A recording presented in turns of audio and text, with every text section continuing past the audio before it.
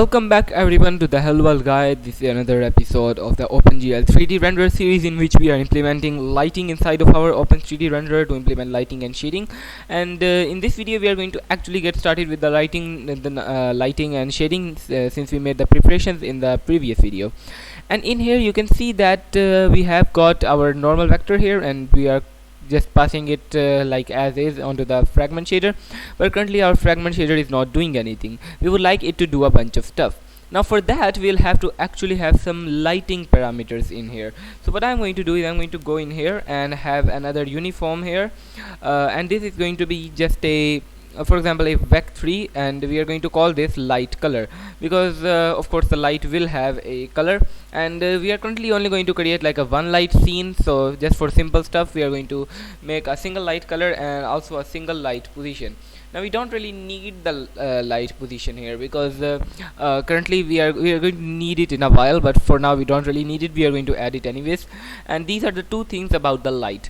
Now the other thing is basically about our color and how our object responds to different things, and we have got that, but there is another thing that we'll need, another parameter that we'll add in a second. So you can see we have got this color here which represents the color of our object, and this is pretty much what we are going to assume to be our basically this is all we need for our material right now, because right now we don't have any shininess or anything. We are going to start stuff with basics, so we'll only need this here. So we have got that, and we are setting the color directly here. Now what we will do is instead of doing this, for example we can create a vec3 called color and set that to well actually we have got a color in the uniform here, so we need to kind of make it differently. So let's just call it, for example, final color, and by default we are going to set it to just a vec3 of like 0, because by default the color will be 0, and inside of our frag color we'll just use this final color. And now with that done, we can get started to understanding how our lighting is going to function. So for the lighting, what we are going to use is we are going to use what's called the Phong Lighting model, which is basically like well, it consists of three components. One is the ambient, the other is the diffuse, and the third is the specular. And with these three components we are going to basically handle a very basic but still good enough looking kind of lighting here. So the first component, which is ambient, we are going to get started with that. And ambience is basically well, in the real life light rays bounce around, and light rays like bounce on a wall and they bounce off onto another wall, and things are hardly ever completely dark. They always have at least some amount of light on them. Now calculating the actual global light rays bouncing around and the actual illumination caused by them is way too expensive for computers. So a quick fix is to just assume a small value called the ambience, which is basically a small amount of brightness that is always present. What we are going to do is we are going to add another uniform here, which is going to be a uniform float, and not float, and it's going to call the ambient strength, and this is going to represent how strong our ambient light is. So we have got this final color, and what we are going to do is we are going to go ahead and first of all let's just actually let's leave it like this, and we are going to say final color, and we are going to add to this our ambient light that we have got. So for this what we will do is we will, for example, calculate the ambient separately just to keep things neat and easily understandable, and we'll set this to our for example our light color multiplied by our ambient strength that we have got. So let me just copy this, and what this will allow us to do is it will allow us to basically get the actual light based on the color of the ambient. And what we are going to then do is we are going to take this ambient, and then we are going to take it like that, and this ambient that we have got, we are going to multiply it by the actual color of the object, and that we are going to set our final color to. But let's just use plus equals here, so we are going to add that value to our final color, and in the end we are going to set our fragment color to be this, basically calculated using this final color that we have got here.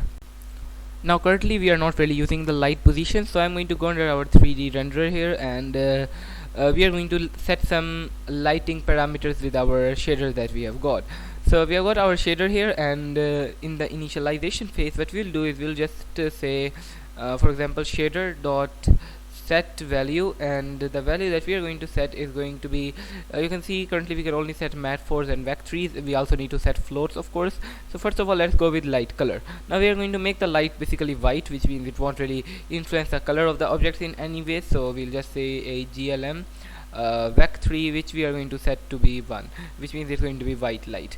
Now that is pretty good. And the other thing that we need to do is we need to set the actual strength of the ambient light. So for that we'll need to create another overload of this set value method that accepts a actual float instead of just vector 3s and matrices here.